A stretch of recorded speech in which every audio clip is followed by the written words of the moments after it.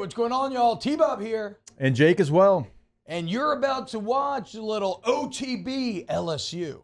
We're going to give you all the latest, greatest between LSU football, baseball, women's basketball, softball, and everything in between.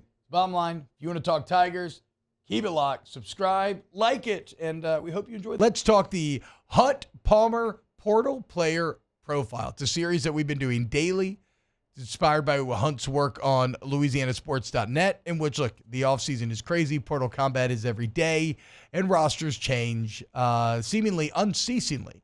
And, yeah, we might talk about a guy when he signs that day, but it's worth going back and looking and saying, okay, well, who is this guy really? And next up on the list is Virginia Tech transfer Brillan Moore. This guy is a prototypical interior lineman here. 6'3", 303. That is perfect center height and weight. The last 2 years, he has started 24 games for Virginia Tech. In 23, he played left guard, and in over 600 snaps, did not allow a sack. Only gave up 7 hurries. In 2024, he played center, and in 741 snaps, he did give up 3 sacks, which is a little heavy. But look at his PFF grade. 76.9 in pass protection. 67.5 in the run game. Compare that to DJ Chester, as Hunt does. Chester graded out at a 65 in pass and a 49 in the run. So a significant upgrade just from a grading perspective. He's a fourth-year player, very experienced, teaming up with a fifth-year quarterback. Should be a great combination there in terms of not being frazzled or rattled, being able to pick up the offense quickly. And here's how I view Braelin Moore. The floor is that you have an excellent, experienced rotational piece that can either start or play anywhere on the interior. So even if he's not as good as you were hoping, he still represents a piece that every great team has to have. He's a guy that can play left guard, center, right guard, whenever you need him. The ceiling is that you have a great starting center, which then frees up DJ Chester. And then you have 2 guard positions that'll have a lot of young, unproven talent competing over, but a lot of them, right? You'd have Mabinga, Chester, Cohen Eccles, Bo Bordelon, Josh Thompson, Tyler Miller, Carius Kern. Like, I don't know who would win those jobs, but I would feel pretty good about them considering the kind of raw talent amassed there. So the Brillan Moore pickup is so shrewd and impactful to me because I don't see how it ends up being bad. There's no way that it just doesn't work. Maybe it doesn't work out as well as you want, but he's still an interior guy that you could either be a first off the bench, 6-man, or you need a starting guard. Well, maybe he's like he could fit in a million different ways. Yeah, you had to put all these kind of pieces together from what you saw in the ball game, what you're getting in the transfer portal, and now you got to figure out your best 5. I don't think that best 5 is settled anywhere. I don't think there's one position on this offensive line where Brad Davis is like, no, this is our starting left tackle. This is our starting left guard. This is our starting center. And across the board, I don't think he has that information. But I don't think it's like in a bad way, because we could say that in a bad way if you're like, man, you ain't got no players. I think you got players.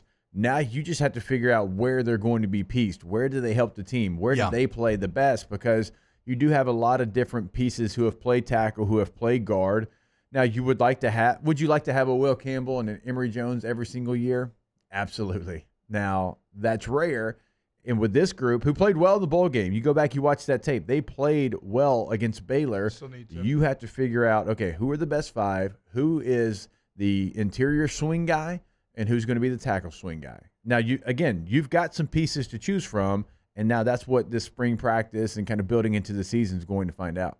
Yeah, and a really good job this portal season of getting the majority of pieces in place for spring. In the past, it feels like they haven't fully committed or they've missed, and then they've had to go scrambling afterwards. You pretty much, again, now with the addition of the safety from NC State, you pretty much have everything in place. What's the one? Is it offensive tackle? Did we get a tackle yet? No, that's the one thing. No. You got Josh Thompson, who people think can play tackle, but when he was in the portal, he was listed as interior offensive lineman.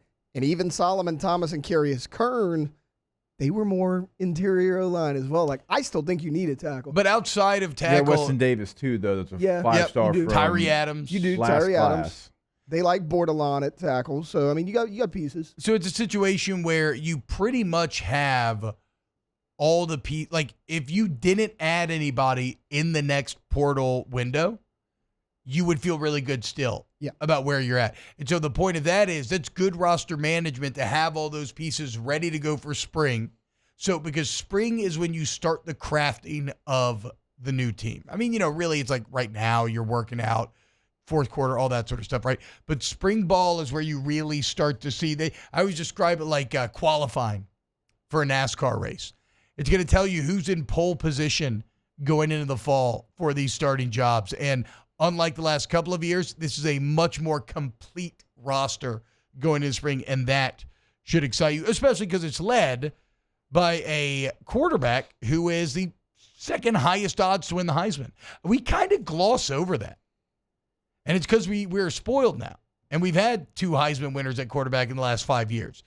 But you are entering a year with a quarterback who has the second best odds to win the most prestigious trophy in college football. If that doesn't get you a little excited, if that doesn't stir your loins, you should go to Goodwood. Because it should. It's very exciting.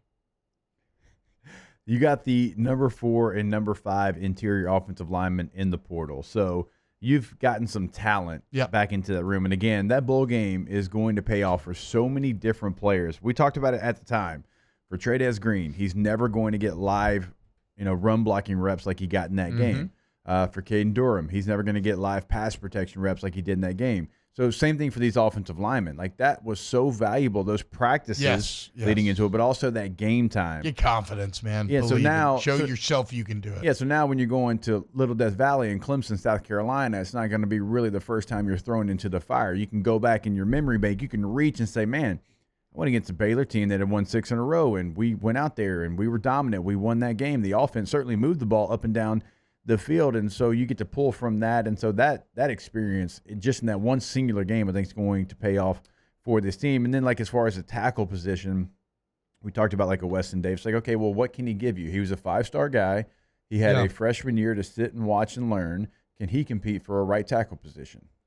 It's and you know what, Jake? I hope they lean into the Clemson stuff. Maybe, and not to be all like back in my day guy, but like, again, I remember day one of workouts in January. Tommy Moffitt yelling at us going into 2011 about Oregon and how fast they are and the pace with which they play. And it became this buffer against lackadaisicality. It became a buffer against complacency, against wanting to be lazy, maybe not doing the work that you need to. You knew you had to bring it every day because immediately out of the gates, there was going to be hell to pay. Yeah. And I hope this team leans into that and they don't adopt the like, well, we don't want to make it too big. We just want to stick to our routine. No. How about from day freaking one, you're talking about Clemson and how they want to take the name Death Valley from you. And how they want to prove that, no, they are the actual Death Valley. They are the actual Tigers. They want to prove to you that, you're still not that guy. You're still not that good. Hand you a 6th season open and loss in a row. Oof. I'm not shying away from that. I'm leaning into it all offseason, as should this team. I hope they do. But Braelin Moore, it's a good pickup, man.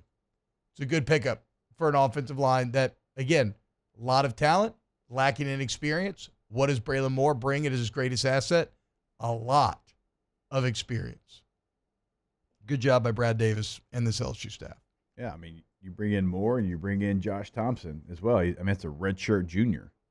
Played a lot of football. Moore's a redshirt sophomore. So you've brought in guys that have played, in Power 4 major conferences, ACC, Big Ten. That's what you needed.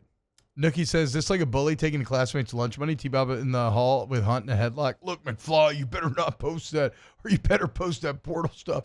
No, this is a way of creating synergy and conversation.